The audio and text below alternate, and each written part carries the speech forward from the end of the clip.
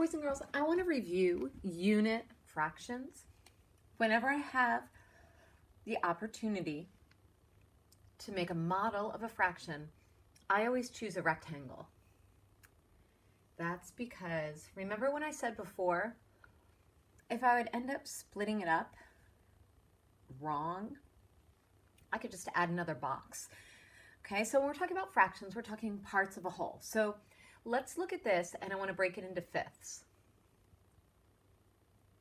1, 2, 3. 1, 2, 3, 4. That's not fifths, that's fourths. That's why I do the rectangle,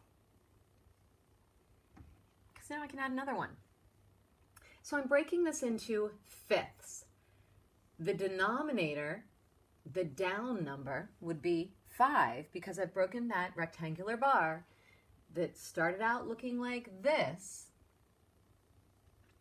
into 5 pieces. I didn't know what a unit fraction was until I started teaching. I was like, oh no, I have to learn unit fractions. What's a unit fraction? It's so simple. A unit fraction just means that the numerator is one unit. So when we look at that fraction bar, it's broken into 5 pieces. So when you look at each individual little chunk, how much is this? Let's see if I can color it in another color. How much is this right here, this block? It's just a unit fraction. It's 1/5. Well, now go ahead and take a peek at this little block.